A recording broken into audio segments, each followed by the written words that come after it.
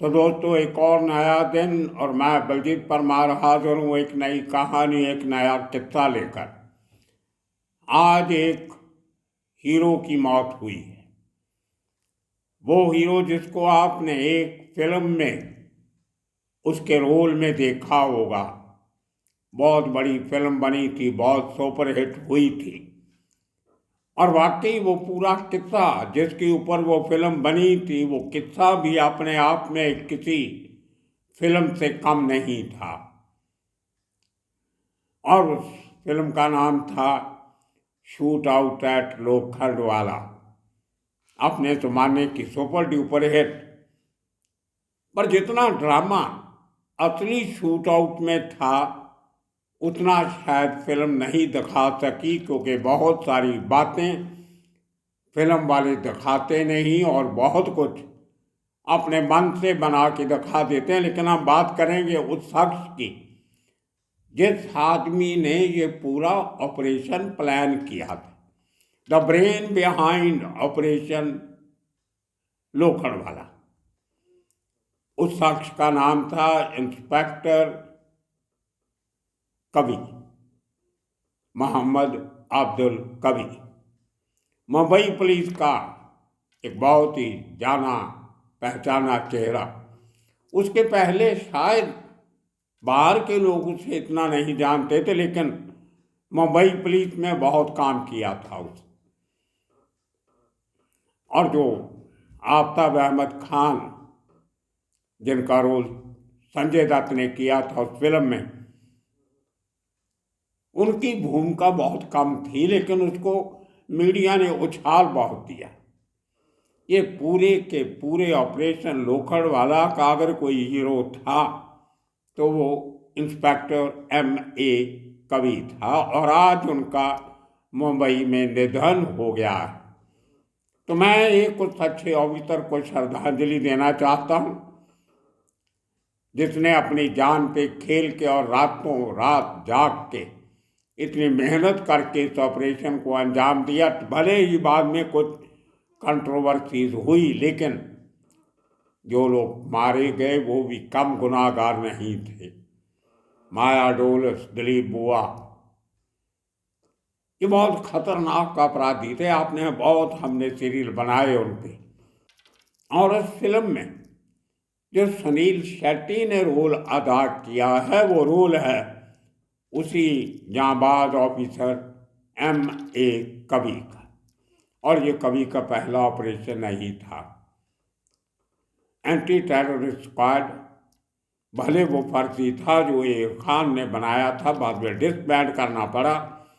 A. Khan की तरक्की रुकी, उसको मुंबई से बाहर बदली करके नागपुर भेजा गया, जहाँ वो जाना नहीं चाहता था। उसने रिजाइन किया और कुछ समय पहले उनकी भी मृत्यु हो गई थी।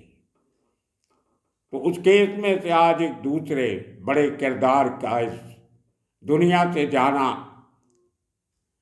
एक एपिसोड तो बनता था, इसलिए बना रहे हैं।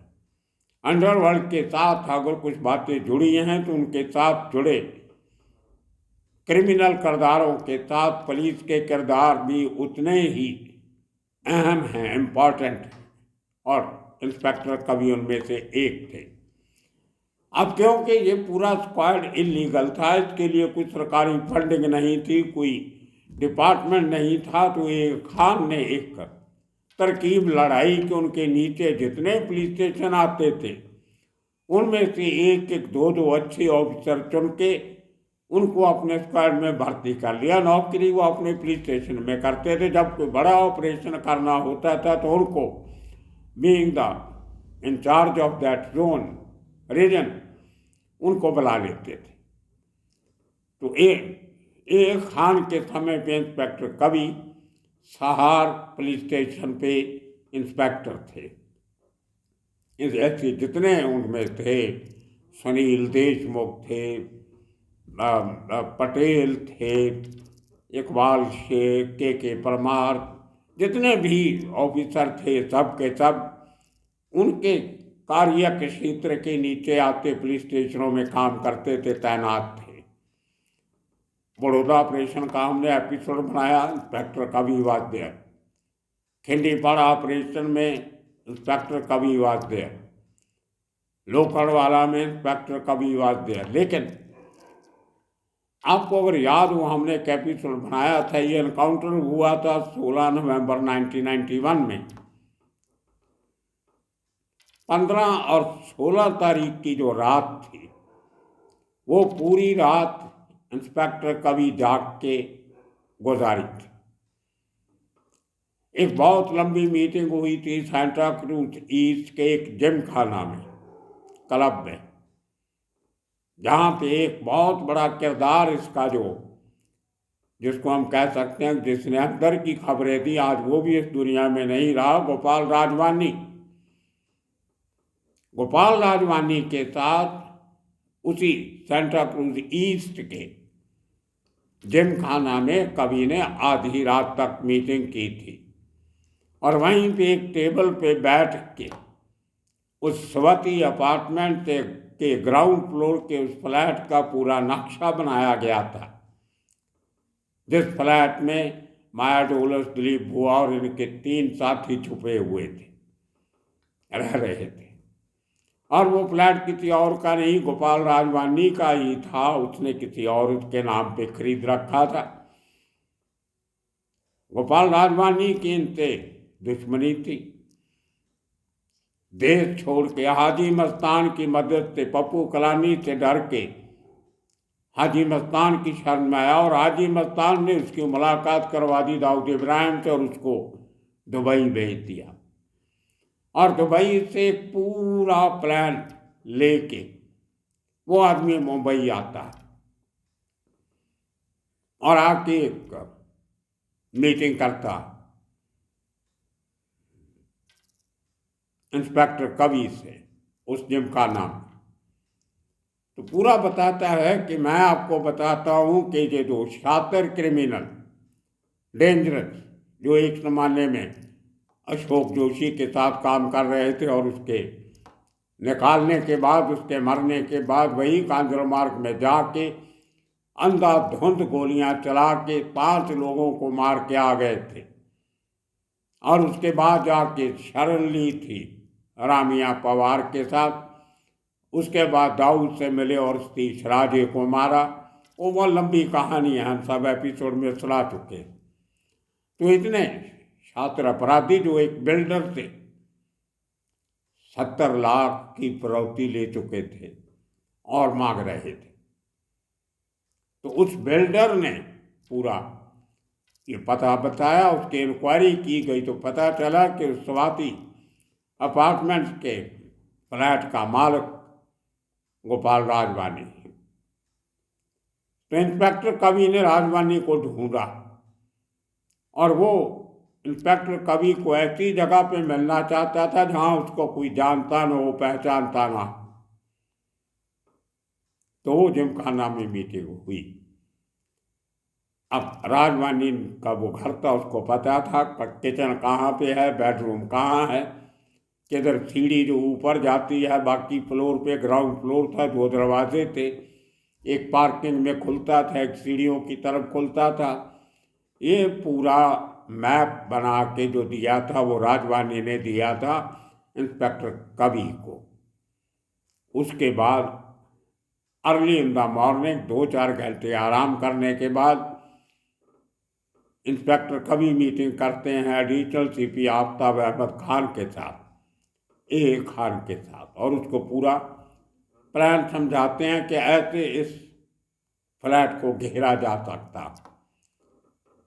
आप देखिए कितनी अच्छी प्लानिंग की होगी दिमाग से। सुबह सुबह गोपाल राजवानी को उसी फ्लैट में भेजा जाता है कि आप वहाँ पे जाओ और उन छात्र अपराधियों को बातचीत में लगा के रखो, कहीं वो निकल नहीं जाए जब कुछ हो, और जैसे ही हम आएंगे आप निकल जाना। वही हुआ। जैसे ही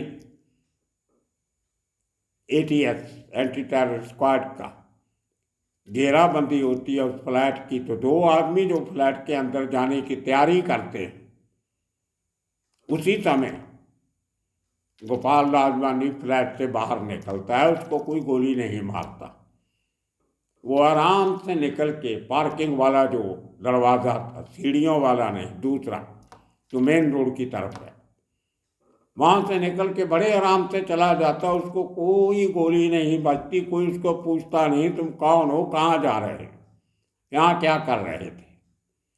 उसके निकल के जाने का मतलब ये था कि आपका शिकार अंदर है।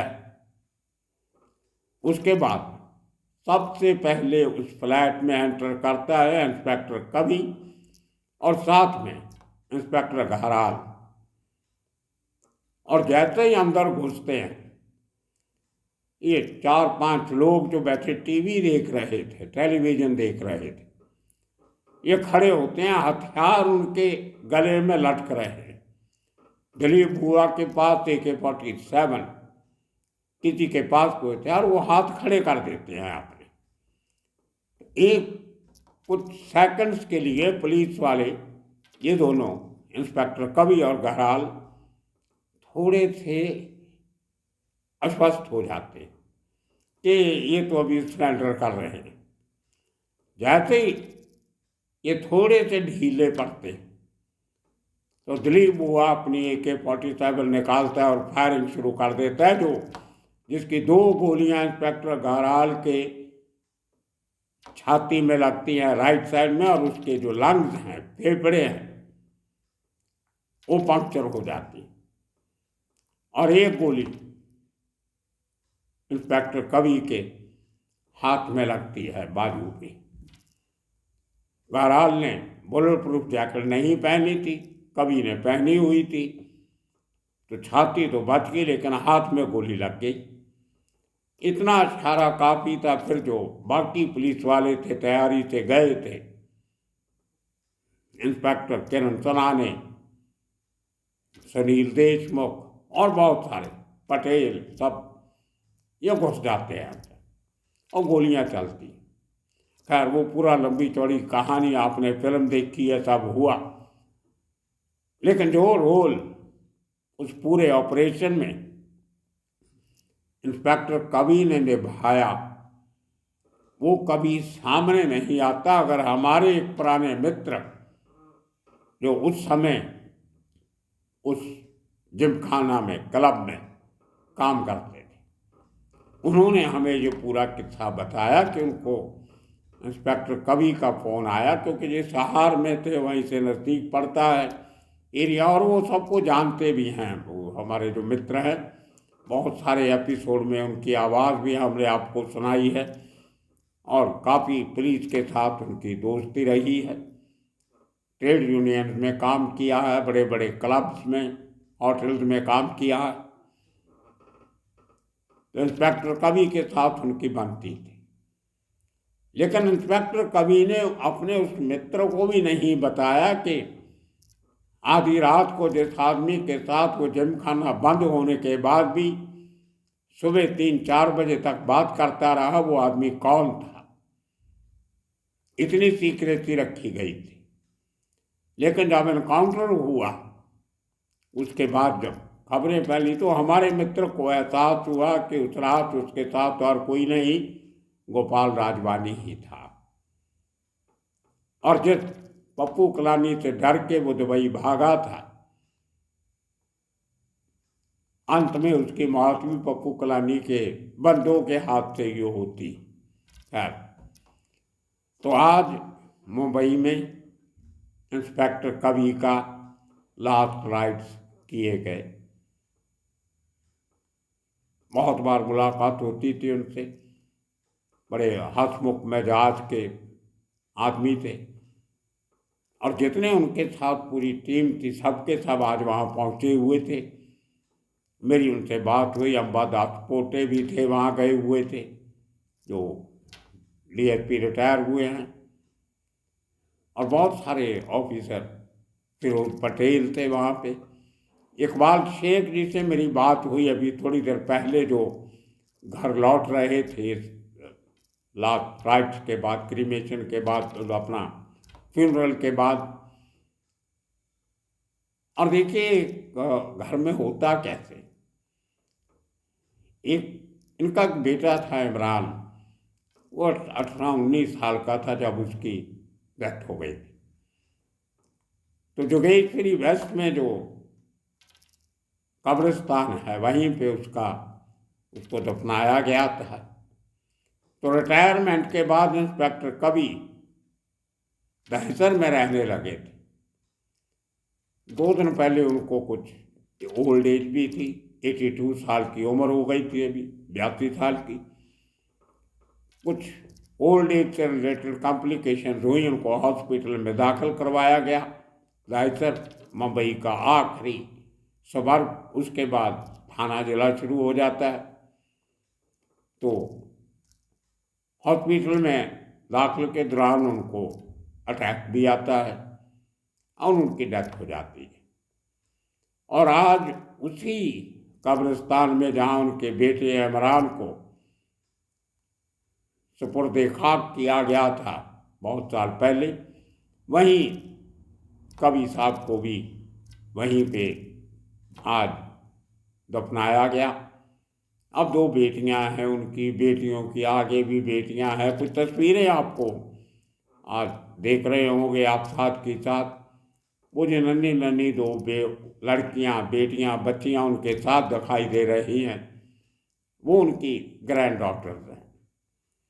और आज के वहाँ कब्रिस्तान के कुछ जो रस्में निभाई जाती है, उनकी कुछ तस्वीरें भी आपने देखी होगी।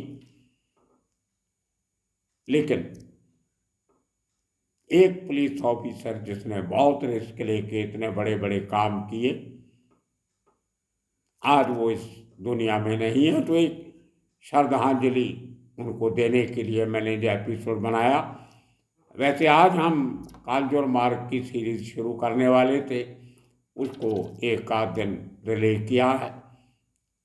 तो इसी तरह मुंबई के क्राइम वर्ल्ड से जुड़ी खबरें, जिनमें उन ऑफिसर्स का बहुत बड़ा योगदान रहा है, जिन्होंने हमारी मुंबई को सेफ रखने के लिए बहुत रिस्क लिए, गोलियों को सामना भी किया, मौत का मुंह भी देखा। एक दिन तो सबने जाना है, लेकिन कुछ देश के लिए, लोगों के लिए, समाज के लिए काम करके जाते हो तो लोग याद करते। और अगर ये फिल्म नहीं भी बनती जो संजय गुप्ता ने बनाई, उसमें ए खान ने भी छोटा सा रोल किया था पुलिस कमिश्नर का, संजय दत्त ने ए खान का रोल किया था। अगर ये फिल्म नहीं भी बनती तो भी इंस्पेक्टर कवि का रोल जो पूरे एनकाउंटर में रहा, उसको फिर भी याद रखा जाता।